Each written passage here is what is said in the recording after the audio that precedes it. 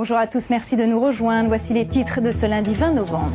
Le tramway des maréchaux sur les rails. À partir d'aujourd'hui et pendant un mois, la RATP commence ses essais. Le tramway sera en service le 16 décembre prochain. Tremblement de terre, explosion terroriste, pas de panique. Une simulation grandeur nature a lieu à partir d'aujourd'hui dans le Val d'Oise. 500 pompiers mobilisés pour des exercices de sauvetage. On le croyait mort, il n'en est rien, le catch ressuscite. Sport-spectacle, l'ambiance est toujours survoltée sur les rings. Philippe, autre sujet, on change de registre, mais on reste dans le sport bien évidemment avec du catch. C'est un spectacle. Oui, et c'est du catch, c'est du sport, c'est une discipline qui fait fureur outre-Atlantique, mais c'est oublié qu'en France, dans les années 60, eh bien, le catch a eu son heure de gloire. Aujourd'hui, le catch, qui veut dire littéralement attraper, essaie de se relancer du côté de Nanterre. Alors, prise de contact avec Denis Ferdey-Abdeljoudi, reportage. Oh, très jolie prise, l'ange blanc. C'était la grande époque du catch, en direct à la télévision et dans les salles mythiques de Paris.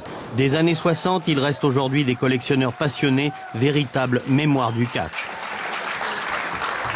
À l'époque, à Paris, il y avait des réunions tous les jours, tous les soirs, à la salle Wagram, le Stadium, le Veldiv, le Cirque d'hiver, la Mutualité, le Central, l'Élysée-Montmartre. Le catch est mort faute de combattants, tous ces gens ont vieilli, mais on retrouve encore quelques anciens comme Roca et tout ça qui ont connu les belles années.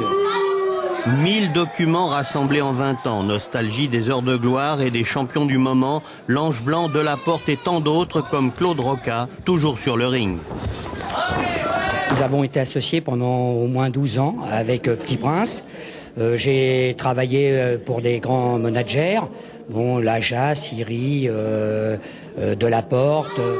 L'âge d'or révolu, c'est depuis 3 saisons du côté de Nanterre au Studio Génie qu'un ancien catcheur professionnel à la carrure impressionnante, Fausto Costantino, tente de relancer ce sport-spectacle et de conquérir un nouveau public. La grande famille du catch a répondu à cette initiative et la magie semble opérer dans ce très kitsch temple des as de la manchette et du tombé. Il y a les nostalgiques qui viennent puisque je garde quand même le catch à la française, le catch ancien avec les voltiges et tout ça.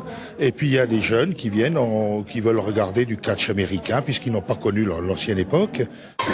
Dignes héritières de l'idole des 60s, Babette Carroll, ces dames font aussi le spectacle pour la plus grande joie des spectateurs venus en connaisseurs.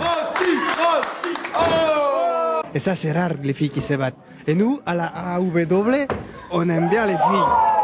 Si c'est pas mal, c'est chaud. Là, c'est du catch. Il y a des prises, Là, c'est le catch.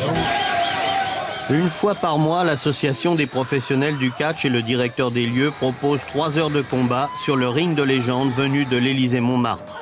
Et entre les cordes, les catcheuses de choc font vibrer la salle. En quête de reconnaissance auprès des jeunes générations, ce sport, où le crépage de chignon n'est pas forcément interdit, séduit encore un public à la recherche de sensations fortes et de détente. Le catch à la française ressuscite à Nanterre et on en redemande.